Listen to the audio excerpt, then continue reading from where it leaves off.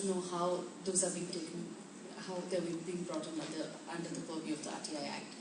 Well, Section 8 of the Right to Information Act, the Right to Information Act in India, covers the exemptions under the law.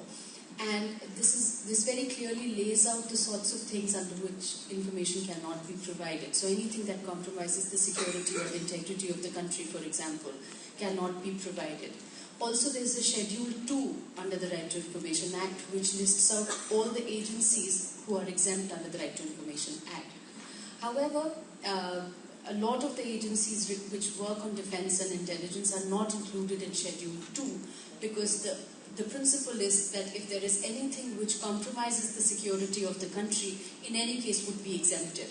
So information, even under Schedule 2, the organizations that are included, information that deals with corruption and human rights violation has still got to be provided to citizens.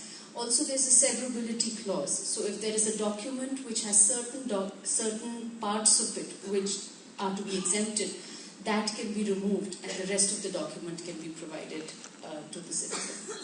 So I hope that answers your question. Just adds very quickly onto what I talked about earlier, in terms of looking at sort of some of the issues with implementation and some of the challenges. I think it's, as someone mentioned from the floor, it's very important to look at the entire legal environment and to remember that even when an ATI law is being passed, it may be in conflict with other laws on the books which are in direct conflict with that. Particularly, I'd like to mention in many former British colonies, you have Official Secrets Act and other types of laws like that. So in addition to focusing on passing good laws, activists, I think, within countries also need to focus on getting rid of these very bad laws, which in many countries are still on the books even decades after the end of colonial rule.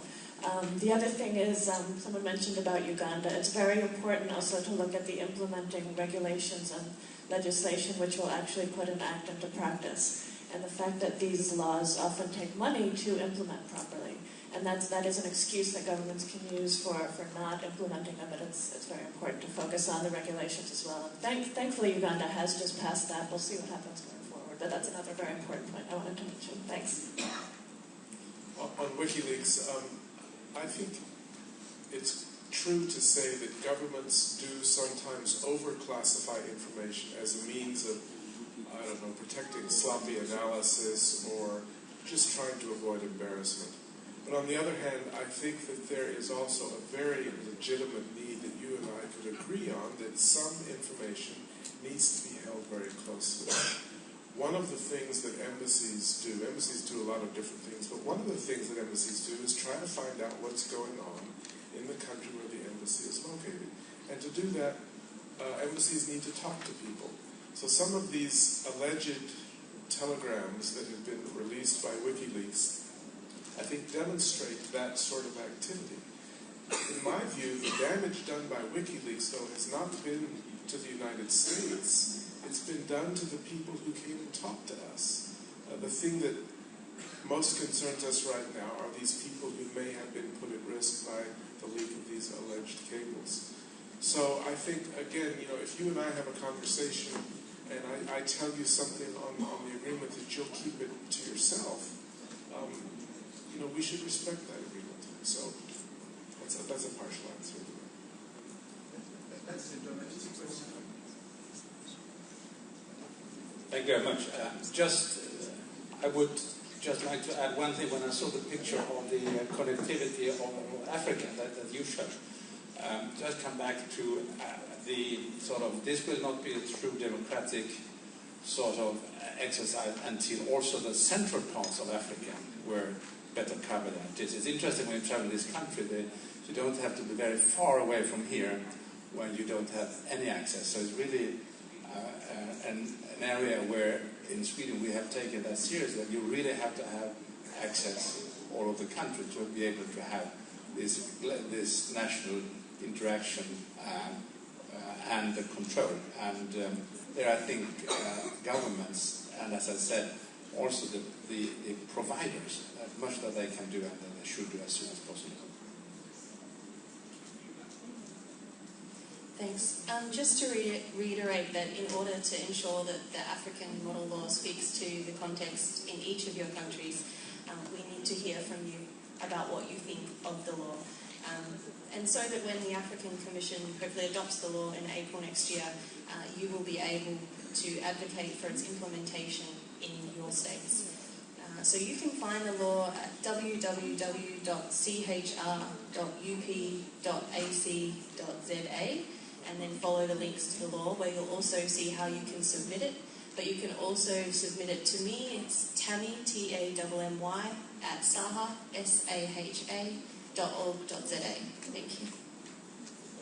Thank you, Tammy.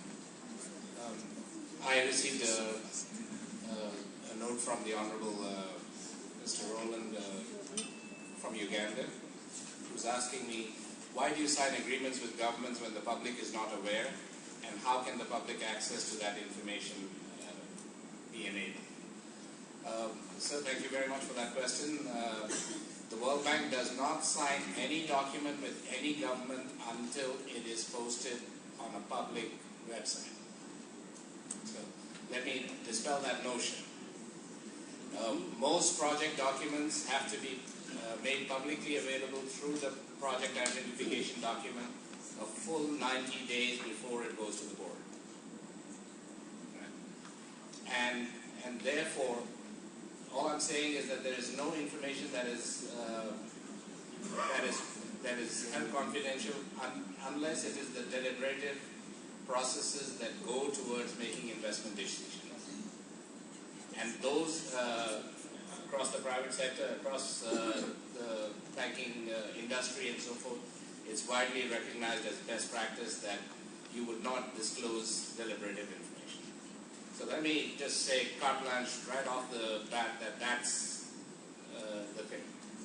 Now, the project documents, and I can go back to that slide, which shows the access to information policy of the World Bank shifts the locus from disclosure, which used to be sporadic, which could be based on people's whims and fancies, to access. That's a defining shift. And what that means is we place information proactively on the website and in consultation with the client government. So I just wanted to point that out.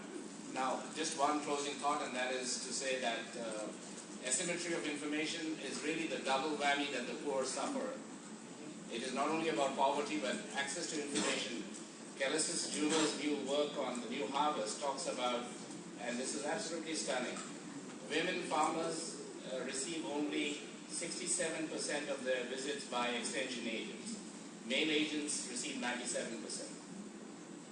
Now, that finding was critical. Now, most of the farming is done by women in Africa. That finding was critical to make it possible for women to receive the same kind of extension services and knowledge that the men had access to. So, just to make that point, but thank you very much for asking that question. Thank you. Thank you. Am I on?